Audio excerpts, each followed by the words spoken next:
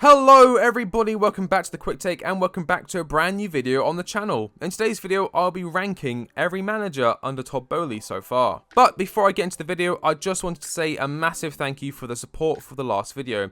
As I'm writing this, the video has around 21,700 views, which I can't believe. 21,700 is a lot of people, and over 1,000 of you liked it as well. It's so weird to me that people actually watch my videos. Right. On with the video. Todd Boehly's first season in charge of the Blues has been nothing less than tumultuous. Over €600 million spent on the first team and academy players alone, 4 different managers, and 1 failed attempt to implement the iconic 4-4-3 formation. With the season's end drawing nearer and nearer, I believe it to be a good time to look back and rank the poor sods who tried to get a tune out of this bloated squad. The 4 managers I'll be looking at are of course Thomas Tuchel, Graham Potter, Bruno Saltor, and finally Frank Lampard. First up is Thomas Tuchel. Thomas Tuchel was of course the manager in charge at the time of Todd Boehly's arrival. He was a part of the old regime, so to speak. At the time of the Roman sanctions and the sale of the club, Tuchel remained stoic and did his best to unite the fractured club. Questions regarding Thomas Tuchel's future began as early as pre-season, with poor results against Charlotte FC and a 4-0 loss to Arsenal left a few Chelsea fans a little uncertain about the season ahead. Tuchel's 22-23 league record was somewhat questionable, but with hindsight understandable and even pivotal in Chelsea's safe position in the league now solidified. He kicked off the season with a dull 1-0 win away against Everton, followed by a highly controversial and, dare I say it, robbery 2-2 draw at home to Spurs. Next up was a 3-0 away loss to Leeds, a frustrating affair as Leeds clearly wanted to win more, and of course Gus from Edouard Mendy didn't help at all. A 2-1 home win against Leicester helped instill some hope for the season before a crushing 2-1 away loss to Southampton dampened spirits once more. Thomas Tuchel's final league game in charge of Chelsea was thankfully a 2-1 home win against West Ham, coming back from being 1-0 down as goals from Ben Chilwell and Kai Havertz secured all 3 points. Tuchel's final game in charge of the Pride of London was unfortunately a 1-0 loss away to Dynamo Zagreb. Tuchel was sacked and Graham Potter was made the new head coach for Chelsea Football Club. At first, things looked rosy, going unbeaten in his first 9 games before a 4-1 away loss to Brighton derailed any momentum that was in motion for the Blues. This was a game, thankfully, I wasn't able to watch, although I remember clear as day. At the time, I was furniture shopping in IKEA, having just moved into my new room, and so whilst looking at Alex Straws, I was listening to own goal after own goal. What a weird day. This 4-1 draw set in motion a horrendous record in the league, the FA Cup and the League Cup, winning just 3 games in 18 matches. One of the most depressing and aggravating times I've experienced as a Chelsea fan.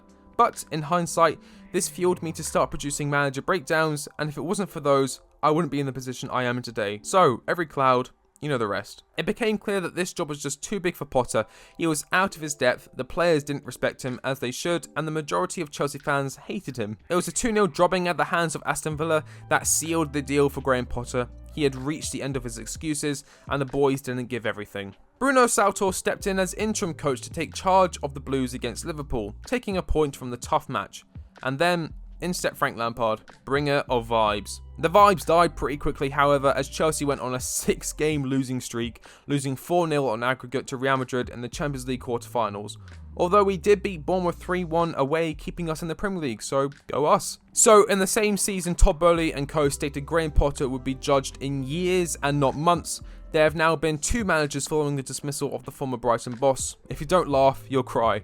Right, time for the rankings. At number 4, we have Super Frankie Lampard. The sole reason he was brought in was to somewhat unite the fans going into the next season as the search for the new manager came to a close. Instead, he brought shame and put Chelsea in a position which actually had me slightly concerned that we might actually end up in a relegation deciding match in game week 38. Poor lineups, nonsensical decision making, no vibes, dead last. In third place, we have Graham Potter. I have a more in-depth video in the works that really goes into the finer details regarding Graham Potter's, let's say, memorable time in charge of Chelsea, explaining why things happened the way they did and how things fell apart. In some regards, I do have sympathy, although at the same time, he was given a £12 million a year, 5-year contract. He, his kids, and his kids' kids are set for life, and for that, I'm happy for him. I just wish it could have come as a result of slightly less antagonising means. The only positive I can take from Potter's reign at Chelsea is the lessons it forced upon the new Chelsea ownership and the importance of hiring an experienced mind